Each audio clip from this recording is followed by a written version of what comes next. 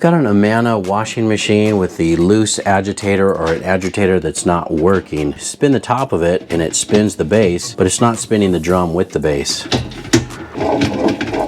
That base is loose or stripped.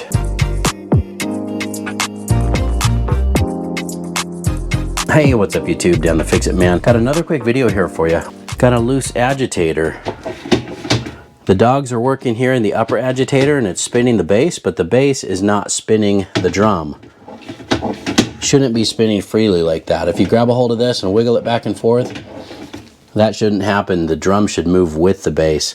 So we might have a loose agitator bolt, or the base might be stripped out, or we might have a problem with that transmission shaft, which would be a big problem, but let's get into it. First thing we need to do is unplug the machine.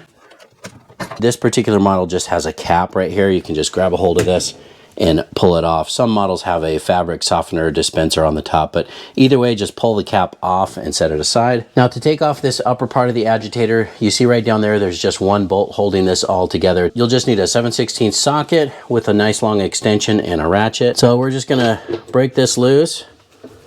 I'm just holding the drum with one hand. There we go. Now, if this is really stuck, you might need to use an impact wrench, but this one's coming out okay. All right, then we'll just pull this off. This is the upper part of the agitator. So you can see this comes apart with a little dog assembly. These are the agitator dogs. This is what engages these little splines on the inside here and causes the upper part to twist. We'll set that aside. This piece right here also comes off. It's just like a little plastic sleeve. Pretty easy, only goes in one way, so we'll set that out of the way. And we've got lots of junk in here, but this is our base, and it just came right off. Sometimes these are stuck on there pretty good. Now here's the splines on the shaft here. They actually feel okay. That's part of the reason that the agitator is plastic and then this is metal, so that this won't break and this one will. I don't know if you can see down in there, but those splines, they're gone. There's no more splines left on that. Here's our replacement right here. Just take the new agitator and it should just push right down onto those splines.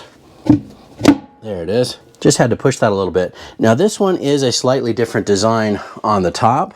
I just wanted to show you here, and that's okay because our replacement came with the upper pieces as well. So let's just slide this down, and we just have to line up the little agitator dog assembly and push that down in, like so. Now you can see if I spin it, the agitator is working exactly like it should, and it's spinning the entire drum with the base because that's nice and snug. Now we just need to put the bolt in. Now here's where I would recommend you get a new bolt. I did not order one, so I'm going to just clean this one up. So I'm just going to use a little wire brush. You should wear safety glasses if you use something like that, but there it is right there. Our bolt still looks like it's in good shape. Just need to put some thread lock on there. Right here, this is what I'm going to use, this Permatex thread locker, medium strength. Now some people say you should use the red or the higher strength thread locker, and that's fine. That probably would be better, but this is all I have right now. I think it's going to work. I'm going to use a pretty generous amount there. These bolts do have a tendency to back out on their own because they're spinning, so that right there should hold it. And then we can just position that bolt right back through this little hole. Now you don't want to overdo this, but you definitely want to make sure that it's nice and snug. It does have that rubber washer on it too, so you'll kind of feel that rubber washer crushing and grabbing on a little bit. All right, that should do it.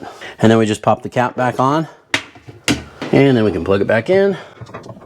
All right, well that's it. It is done, and this is ready to go. Like I said, I'm gonna let that Loctite set up a little bit, probably a full day before we run the machine, but it is definitely ready to go. You can see that the base is now nice and solid, and it spins equally with the drum. The upper agitator auger is working just like it should as well. Now I say all this, this was a slightly different model because this was designed for Whirlpool. Now Whirlpool owns Amana. They acquired them back in, I think, 2006. So there's a lot of crossover with some of the parts, although this upper and lower agitator assembly, it said that it would not work for this particular washer as far as the parts compatibility. But the reason that I bought it is because just the base for this one here was about twice the price of the entire assembly here. So I was just being cheap and I thought, you know, I'll give it a try. If it doesn't work, I can return it.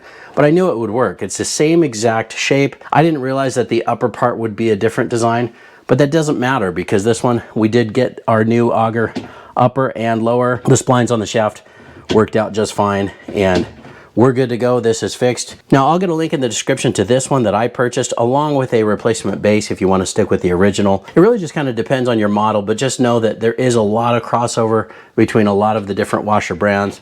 So I'll just do my best to point you in the right direction, but I hope you like the video. Please give it a thumbs up and subscribe if you don't mind. That does help me out. And of course, I'll get links in the description to some of these parts and tools that I use in the video as well. Thanks so much for watching and good luck.